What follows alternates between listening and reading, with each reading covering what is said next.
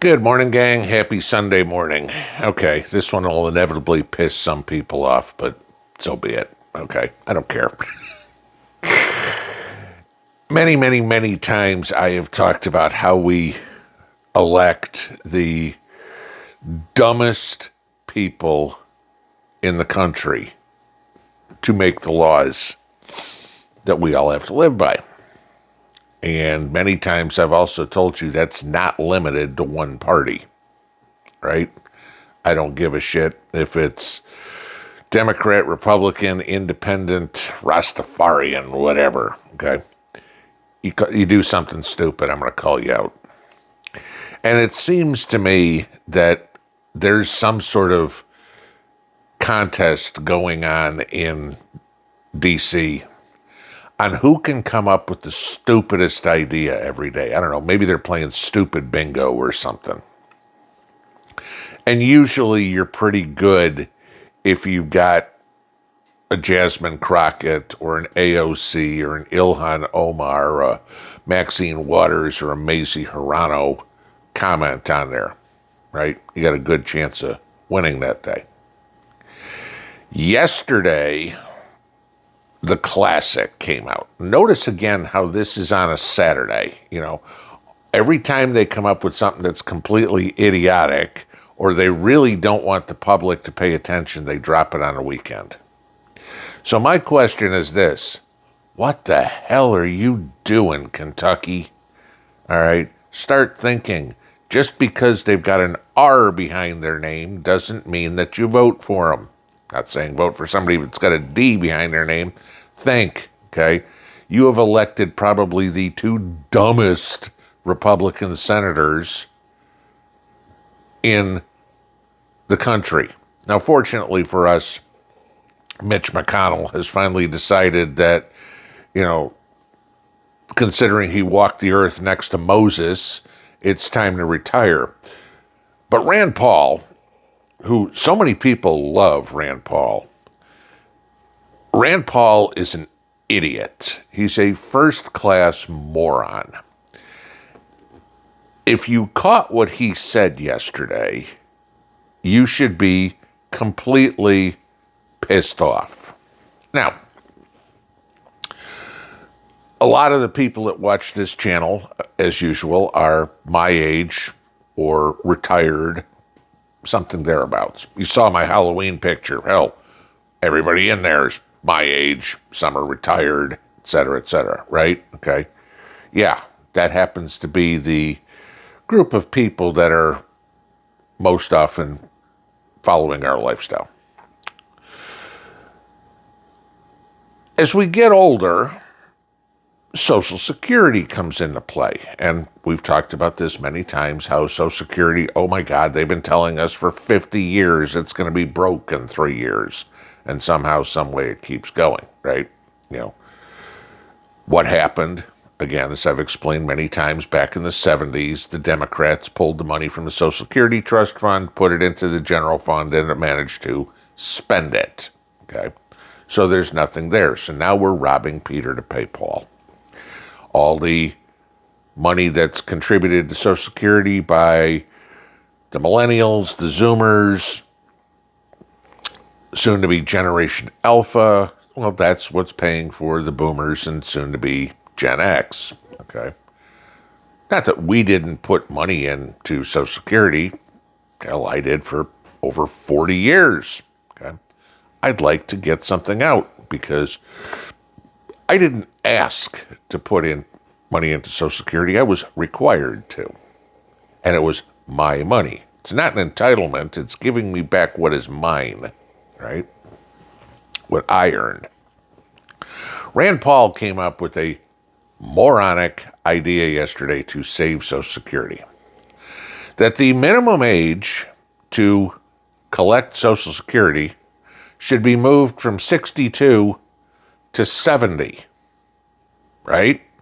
Right now, that is the maximum age. At age 70, you're required to take minimum distributions from retirement plans, right? Okay, Social Security, once you hit 70, that's it. You start taking your Social Security, you've maxed out, it's not going to go up more. But he wants to keep the American workforce working for at least 8 years. Now, there's a problem with this. Ask any Zoomer, ask any millennial. They can't move up in a company because the boomers and the Xers aren't retiring, right?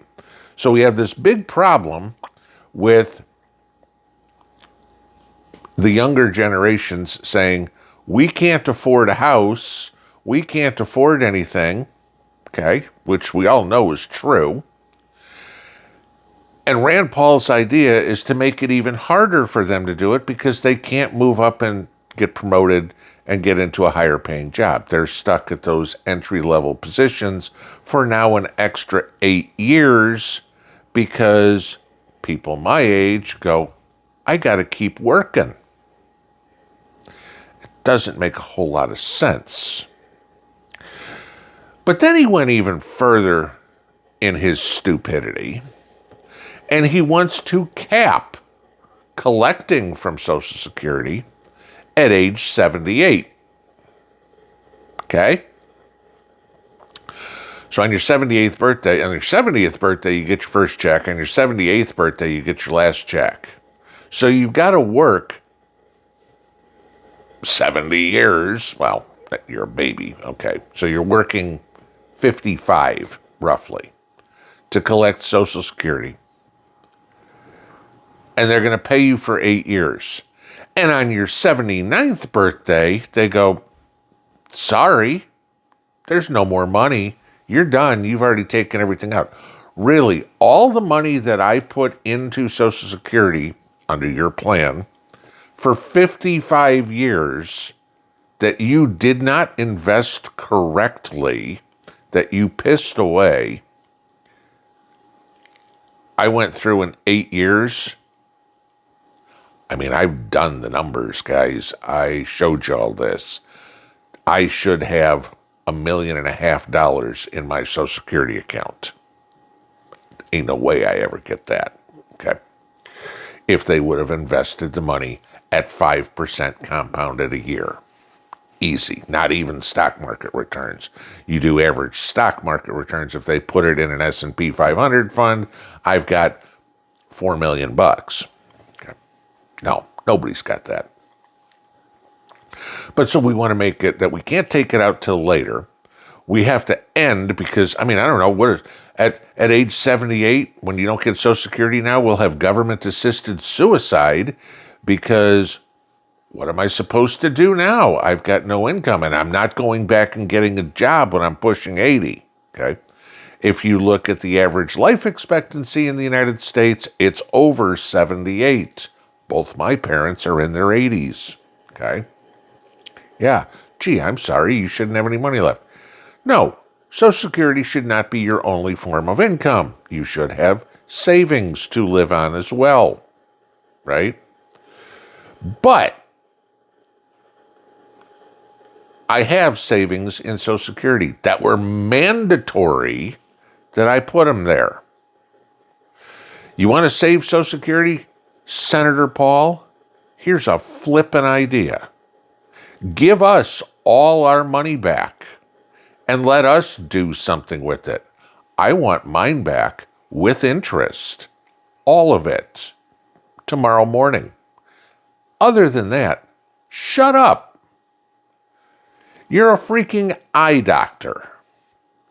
No offense, Senator, but I'm not going to my eye doctor for financial advice.